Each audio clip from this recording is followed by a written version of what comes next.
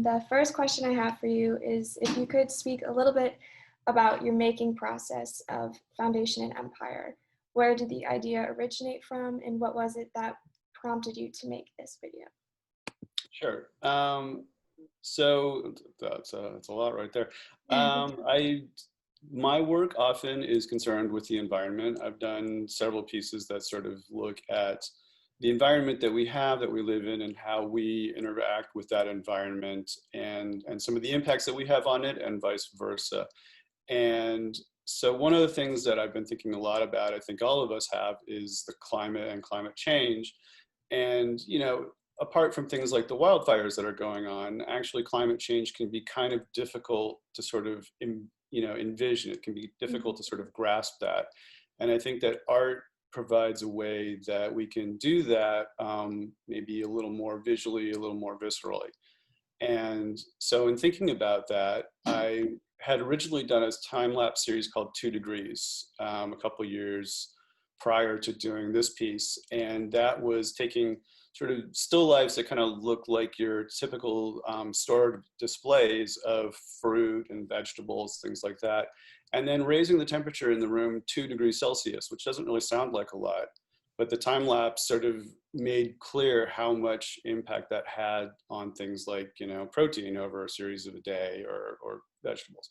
So in thinking about it, I was trying to envision a way to explain what was happening at the poles, which is where climate change is sort of the most impactful right now. And so I thought about melting ice, and one of the things that I thought about too was how our sort of, our capitalist society sort of impacts climate change. Part of the reason it's hard to change it is because it means that we have to make fundamental changes in how we live our lives. Yes. And one of the things that I thought about was, so currency has, American currency is not just paper, right? It's cotton rag paper. And that has a higher sort of internal temperature threshold than ice. And so the idea was, as I sort of froze it into a block of ice, once the air temperature started sort of penetrating the ice and reaching the currency actually affects the melt pattern of the ice. So the reason that you see the sort of the currency sort of push the ice down, that happened naturally because once the edge of the currency that you see in the film gets exposed, it basically becomes a heat conduit and brings all of this heat into the interior of the ice block. So that's kind of how that came about. I mean, the actual execution of it was a little more difficult, but that's the idea. Yes, awesome, thank you. Did I answer all of your questions there? I'm sorry, I just want to make sure. Yes, that was definitely, that explained a lot of the kind of where the idea came from. And to continue on with that, in your artist statement, you describe a fascination with time lapse and its ability to create performance out of an inanimate object. How was this incorporated into this particular work? And like while I was watching, I was just curious, would you say the ice is the performer? Was the stacked bills the performer? What was kind of the play within there? It's a good question. I see it as an ensemble piece. I think that to me, the ice, the bills, and the external air temperature are all essentially the performers in this piece, and that it's not really a monologue so much as it's an interaction between these characters, if you will. But yeah, time lapse, to me, one of the things that I think is wonderful about time lapse is just the nature of exposing change that you might not normally see. It sort of animates objects, right? I mean, sometimes that's a very classic thing, like you see little animations of, objects moving across a desk or something. But in this case, it's sort of making clear a process. If you were to walk by that ice block in the morning, you'd see a block of ice with some money in it. And at night, you'd see a puddle of water with some money in it. And you wouldn't necessarily think about how that really looked in the moment. So the idea is to really bring that out and make it clear what that process is, that dynamism that's going on in there. And so that's how I view that. Yeah, I thought that was really interesting. I've never thought of time lapse kind of to have that ability to make a performance out of something, but it really does, and it's very cool to see the process, as you mentioned. Thanks. So the next question I had was, so in your original video, there was intended to be a soundscape, the mixture of Louis Armstrong's What a Wonderful World and other noises that balanced the visual stimulation. And upon your submission to be included in this exhibition, you agreed to not have that soundscape as it doesn't work in the location that we're viewing everything. So how do you think the subtraction of noise or the background alters your viewing of the work, the interpretation or meaning, both for you as the maker and for the audience?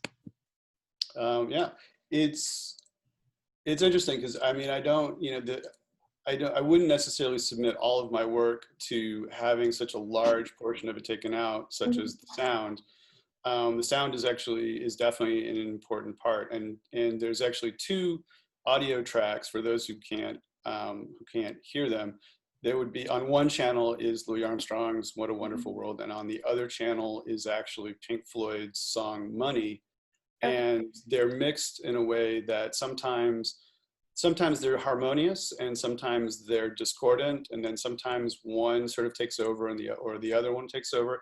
And so it's a real interplay that's going on that sort of, if you will, mimics what's happening with the ice and the currency on screen. In thinking about it, you know,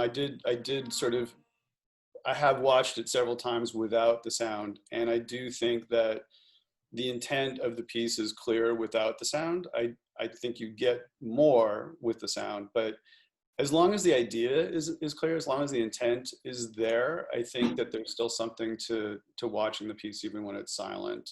So I don't mind it. But it is a different experience. Yes, for sure.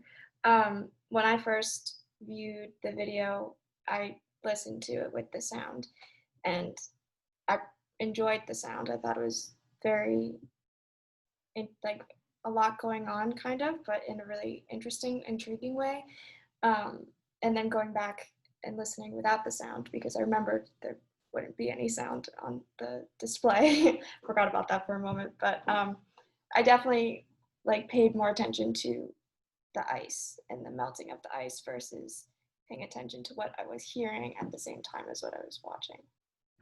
No, absolutely. And I think that the audio on its own actually sort of forms its own piece too, that you can still get the idea of this sort of, this sort of back and forth between What a Wonderful World and Money. Like, I think there's still that the idea is intact and they're separate. I don't know if it's as, strong on its own as the visual is, but I agree with you. I think the visual actually becomes much more stark when seen without the music. I think the music and soundscape sort of, I don't know, almost sort of humanizes it a little bit more. Yeah, for sure. Okay, so my next question is, I'm always very curious about the title of pieces because I feel it really influences the way the viewer can approach the work, or if the artist is trying to have us think specifically about something. So I was just wondering, how did you decide to title this piece Foundation and Empire? Was there another combination of words you were toying with, or did this seem to fit perfectly? All great questions. It's so I think about titles a lot, and I actually think that, in my opinion, more artists should think about titles. I know that there are lots of artists, Donald Judd is a great example who almost never titles anything or never titled anything. Everything was untitled. But I always think, when you watch someone enter a gallery space, how often you see them, they walk up, they see something, they're kind of engaged with it, but they almost immediately dive over to that little plaque to see what the title is, because they want to, it's this little sort of entree, if you will. And it's, I mean, you kind of wish that they would just sort of focus on the work that's in front of them, but it's that little security blanket. And I think particularly for people who aren't necessarily as comfortable with art, they're immediately diving into that. Or, even online, you see them and they're like, they're reading what the description is before they almost even read the piece. And I think as an artist, I think it's a mistake not to acknowledge that that exists. Mm. You know, it's going to happen. And so you might as well essentially think about the title and that little plaque or that little description as being part of, you know, part of the work in some way. And so, yeah, I think about the titles a lot. And I never want there to be one interpretation of my work. I always want it to be open. But at the same time, I do want to sort of lead that trail of breadcrumbs that sort of suggests a direction to go in. Mm-hmm. And so in this particular case, Foundation and Empire, I think you can sort of see where the foundation exists and where the empire exists in this piece. But I spent a lot of time thinking about title, and it went through a few different titles, none of which I was very happy with. Mm-hmm. And then finally one day, Foundation and Empire suggested itself. And as soon as I saw that, I knew that that was the right title. So it wiped out any other idea that I had had previous to that. Very cool. Were you always thinking of having like one and another, like Foundation Empire, or was it? Yeah, I was, you know, I mean, I wanted to acknowledge the sort of you know, the dialectic that's taking place in the piece. So there was always that idea of something. It didn't necessarily have to be two words, but something that, and you know, that acknowledged that dialectic, that sort of In relation to another. the relationship, exactly. But without being so specific and saying, you Mm-hmm. know, environmental crisis in the Arctic or something. You Yes. know, that's not a good title, honestly. Yeah. Um, Just leave little hints for the viewer. exactly. And then my final question would be, this piece was done 2 years ago. Mhm. And as you look back on it now, is there anything you would change given the current climate and where we are in the world? Are you still satisfied with this piece? Just always curious about that. Well, I'm curious. I mean, is there something that you would change? No, I was just I Oh, really enjoyed this piece. I just know that. yeah. I mean, it's funny. I'm asking because it's like it's sort of an interesting, you know, question to me. And Mhm, so, just a little background on this piece. So, even though it looks pretty simple, it's a block of ice with mhm, $1,000 inside it melting. It actually was. It took months to get this.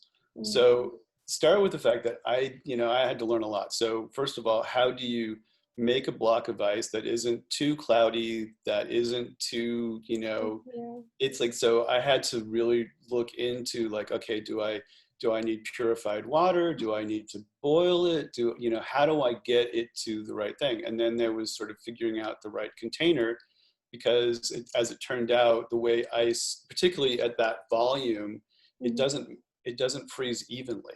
And so there would be these giant ice bubbles in it that were not good for the piece. So I had to figure that out. And then the other issue was that money floats. So, you know, if you just put $1,000 into a bucket of water, it's all going to come to the surface and it's all going to separate out. mhm, So I actually had to basically build up layers of ice very slowly. So I got to about halfway up, and then I put in a bill and sort of a thin mist of water to sort of seal it down, and then another thin, and then just and build up these layers around the money, and then I could add all the layers on top. mhm, And then the first time I shot it over 6 hours of water, I mean, and it's, you also don't realize that when a gallon of water melts, it makes a huge mess. mhm. So that That's was, I was like, water. I sort of ran out of towels the first time I did it, which was a little bit of a catastrophe. But the first time I did it, I wasn't very happy with how it melted. Mhm, And so I didn't really want to I didn't want to overly influence. Like I knew I wanted the currency to really sort of drive the melt. I didn't want to cheat, if you will. mhm, But at the same time, I wanted it to feel satisfying. And so this is actually the third time I shot it. okay. So, so after all of that, the answer to your question is I really don't think I could do it I'll much do it better. again. Yeah, yeah. No, I think it's very satisfying to watch the process of it melting. And it's interesting to hear that it took a couple times to get it to be that way. But yes, thank you so much for taking the time to meet with me. And just a reminder to the Davidson community that Foundation Empire is currently on view alongside 4 other artworks that explore capitalism and the American economy in Wall right now.